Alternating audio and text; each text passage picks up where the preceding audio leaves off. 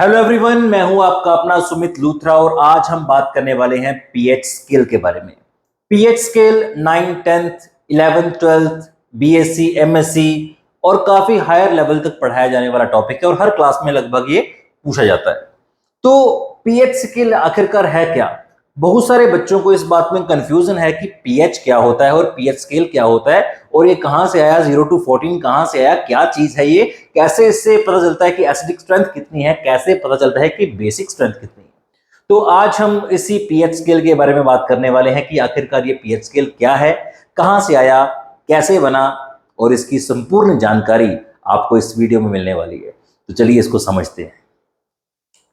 तो सबसे पहले के एग्जांपल लेते हैं पानी की। सिंपल वाटर है, ठीक है, और हम सब जानते हैं कि जो वाटर है, अगर मैं बात करूं 1 मोल ऑफ वाटर की, H2O, 1 मोल ऑफ H2O को अगर मैं सिंपल H2O लिख दूं तो आपको इस बात में कोई हैरानी नहीं होनी चाहिए। ओके, तो ये जो वाटर है, अगर हम इसकी आयोनाइजेशन की बात करें, सबको मालूम है कि जो वाटर है वो H पॉजिटिव और OH नेगेटिव में ब्रेक हो जाता है। तो इट मींस कि वाटर के अंदर आयंस होते हैं। यस, वाटर के अंदर आयंस होते हैं, लेकिन इसका जो नंबर है आयंस का, ये बड़ा कम होता है। इस वाटर के अंदर जो आयंस होते हैं वो इतने कम होते हैं कि it is negligible, almost negligible. Okay, और शायद यही वजह है कि वाटर, जो प्योर वाटर है, it is a bad conductor of electricity. अगर आयंस हैं तो इसमें इलेक्ट्रिसिटी कंडक्ट होनी चाहिए, लेकिन आयंस का नंबर इतना कम है कि इसके अंदर इलेक्ट्रिसिटी कंडक्ट नहीं होती है। ओके, खैर, कितने आयंस होते हैं इसके अंदर? अगर मैं बात करूं 1 मोल वाटर की, 1 मोल वाटर का मतलब समझते हो, 6.022 multiply 10 power 23 molecules of water. तो एक मोल में इतने सारे मॉलिक्यूल्स होते हैं। 6.022 मल्टीप्लाई 10 पावर 23 मॉलिक्यूल्स होते हैं 1 मोल के अंदर। और इतने मॉलिक्यूल्स में से जो H पॉजिटिव के होते हैं आयंस, उनका नंबर क्या होता है? उनका नंबर होता है 10 पावर -7 ओनली। इतना कम नंबर होता है बेटा, 10 पावर -7। और OH नेगेटिव आयंस की संख्या कितनी होती है? It is also 10 power -7। Okay, और H पॉजिटिव इज 10 पावर -7 और 10 पावर -7 ही है हमारा OH नेगेटिव।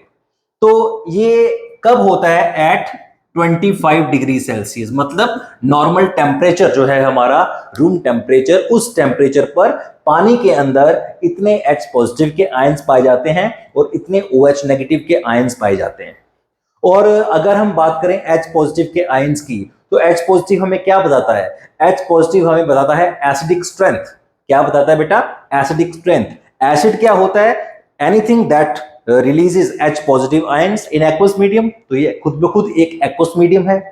तो इसके अंदर जो H पॉजिटिव आयंस हैं वो उसकी एसिडिक स्ट्रेंथ को बता रहे हैं। तो यहां पर हम बात करेंगे वाटर के अंदर एसिडिक स्ट्रेंथ कितनी है, मतलब कॉन्सेंट्रेशन ऑफ आयंस की, कॉन्सेंट्रेशन ऑफ आयंस मतलब H पॉजिटिव की कॉन्सेंट्रेशन। आमतौर पर ये जो हम स्क्वायर ब्रैकेट लगाते हैं, इसका मतलब होता है एक्टिविटी, लेकिन हम यहां पर एक्टिविटी की बात नहीं करेंगे, that is a different topic. हम बात करेंगे यहां पर स्क्वायर ब्रैकेट का मतलब है concentration. Concentration of H positive जो है वो यहां पर कितनी आ रही है बेटा? वो आ रही है 10 पावर -7। ओके, तो अगर मैं बात करूं कि what is the acidic strength of water, so it is 10 to the power of -7, 10 की पावर -7। तो इतने इसके अंदर बेटा H पॉजिटिव की कॉन्सेंट्रेशन है। लेकिन मेरे को ये अच्छा नहीं लग रहा देखने में, ये इसको बोलना बड़ा मुश्किल है, इसको लिखना बड़ा मुश्किल है, इसको समझना बड़ा मुश्किल है कि 10 to the power of -7, I don't know what is this, ऐसा बच्चे कहते हैं। ओके, तो हमें एक सिंपलिसिटी के लिए हम यहां पर क्या करेंगे, मैं कुछ ऐसा करने वाला हूं कि मेरे पास एक सिंपल एक होल नंबर आ जाए या कोई इंटीजर आ जाए जिससे मैं उसकी एसिडिक स्ट्रेंथ को समझ सकूं। तो मैं चाहता हूं कि मैं जस्ट पानी के अंदर जो H पॉजिटिव की कॉन्सेंट्रेशन है उसको मैं कहूंगा सिंपली 7। तो सिंपली 7 मैं उसे कैसे कह सकता हूं? उसके लिए हमें क्या करना पड़ेगा कि ये 7 जो है वो नीचे आ जाए। तो बेटा एक सिंपल सा काम है कि हम यहां पर लेंगे लॉग। लॉग, यहां पर हम क्या ले लेंगे? लॉग ले लेंगे, लॉग 10 to the power -7। तो ऐसा करने पर क्या होगा? लॉग लेने से क्या हो जाता है? तो बेटा हमें एक लॉग की प्रॉपर्टी पता होनी चाहिए कि लॉग m की पावर n अगर हो तो ये क्या बन जाता है, n जो है वो नीचे उतर आएगा, n log m बन जाता है। ठीक है, इस log की प्रॉपर्टी का इस्तेमाल करेंगे तो मेरे पास ये क्या बन जाएगा, -7 log 10। यहां पर log का जो बेस है वो भी 10 है। ओके, और अब हमें पता है कि जो log 10 होता है उसकी वैल्यू होती है 1, तो ये क्या बन जाएगा मेरे पास, इट विल बी -7। ये मेरे पास -7 बन जाएगा। तो अभी भी मेरे पास एक नंबर आ रहा है जो नेगेटिव है, तो H पॉजिटिव आयन की जो कॉन्सेंट्रेशन है वो है -7। तो जो -7 है उसको मैं पॉजिटिव करना चाहूंगा, जाहिर सी बात है। तो पॉजिटिव करने के लिए मैं काम करता हूं कि log जब ले लिया था मैंने, तो log की जगह अगर मैं माइनस log ले लेता, अगर मैं माइनस log ले लेता तो आज ये माइनस क्या हो जाता बेटा, पॉजिटिव हो जाता। तो मेरे पास वैल्यू आ रही है +7। ये किसकी वैल्यू है, H पॉजिटिव की कॉन्सेंट्रेशन की। ओके, तो ये मेरे पास आ गई H पॉजिटिव की कॉन्सेंट्रेशन, लेकिन ये H पॉजिटिव कॉन्सेंट्रेशन तो 10⁻⁷ थी। ओके, तो इसके साथ हमने जो ये लगाया -log बेस 10, ठीक है, ये जो हमने लगाया -log टू द बेस 10, इसे हम कहते हैं P फैक्टर। क्या बोलते हैं, P फैक्टर। तो इसलिए मैं यहां पर साथ में P का भी इस्तेमाल कर रहा हूं, तो यहां पर मैं लिखूंगा इसको PH। PH का मतलब इसके साथ मैंने P फैक्टर का इस्तेमाल कर दिया। यहां पर मैंने क्या कर दिया, P फैक्टर का इस्तेमाल कर दिया, इसलिए हम इसको लिखेंगे PH। ओके, तो इस तरीके से हम pH को समझ सकते हैं कि pH आखिरकार कहां से आया। pH 7 होता है किसका, प्योर वाटर का। इसी तरीके से हमें यह भी पता है कि जो वाटर है उसके अंदर OH नेगेटिव की संख्या जो है वो भी उसमें 10⁻⁷ ही है। ओके, तो मैं सेम चीज अगर यहां पर करूं POH के साथ तो क्या बनेगा, अगर मैं देखूं कि OH नेगेटिव की कॉन्सेंट्रेशन कितनी है, 10⁻⁷ ही है, और अगर मैं यहां पर P लगा लेता हूं, POH नेगेटिव, तो यहां पर क्या बन जाएगा, -log बेस 10 10⁻⁷। ओके, तो इसे मैं सिंपली POH भी लिख सकता हूं। तो जब ये नीचे आएगा तो ये बन जाएगा माइनस इंटू -7, यानी कि POH is also equal to 7। इस तरह से आप pH और pH दोनों चीजों को निकाल सकते हैं। pH क्या है और POH क्या है, दोनों 7 होते हैं। और इस चीज से हमें एक और बात क्लैरिटी में है, वो क्या है कि pH प्लस POH मतलब 7 + 7 कितना हो गया, 14 हो गया। मतलब pH प्लस POH क्या होता है, 14। इन दोनों का सम हमेशा 14 रहेगा। और अगर आप pH निकालना चाहते हैं, तो आप 14 - POH कर सकते हैं, और अगर आप POH निकालना चाहते हैं तो आप 14 - pH कर सकते हैं। सो इस तरीके से आप pH और POH को भी निकाल सकते हैं। ओके, इसे एक और तरीके से समझते हैं, इसको मैं रब कर देता हूं और इसको एक और तरीके से समझते हैं, जो इसका नया आपके लिए नया मेथड है। तो हम अगर बात करें वाटर की, वाटर H2O, और वाटर जब डिसोसिएट करता है तो बनते हैं H पॉजिटिव और OH नेगेटिव। तो ये दो इनके आयंस हैं, और हमने एक नाम सुना होगा आयोनिक प्रोडक्ट का।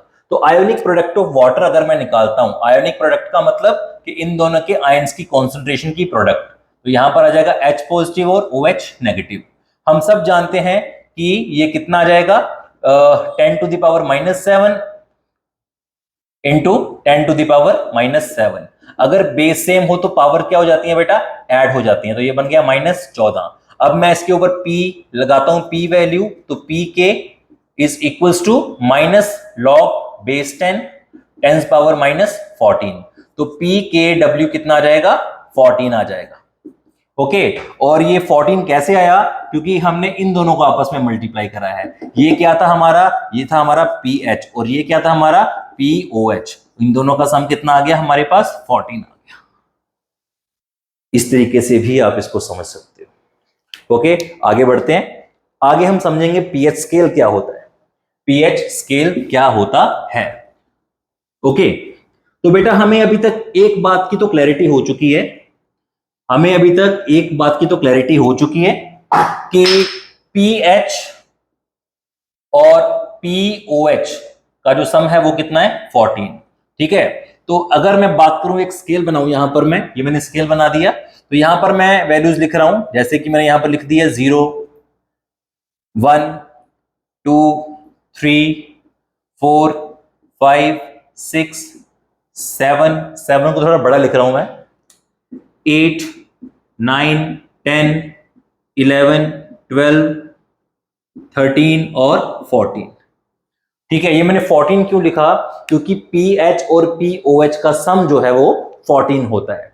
तो यहां पर अगर मैंने लिखा हुआ है 1, तो 1 का मतलब क्या है कि जो H पॉजिटिव की कॉन्सेंट्रेशन है वो कितनी है, 10 टू द पावर -1, यहां पर 10 to the power -2, 10 to the power -3, 10 to the power -4, 10 to the power -5, 10 to the power -6, 10 to the power -7, 10 to the power -8, 10 to the power -9, 10 to the power -10, 10 to the power -11, 10 to the power -12, 10 to the power -13 और 10 to the power -14। Okay, तो इसका मतलब है कि ये है। Okay, और अगर मैं बात करूं POH, OH नेगेटिव की कॉन्सेंट्रेशन कितनी है, तो हमें पता है कि इनका सम कितना होता है, हमेशा इनका सम होता है 14। तो अगर यहां पर 10 टू द पावर -1 है, तो यहां पर 10 टू द पावर -13 होगा, क्योंकि 13 और 1 14।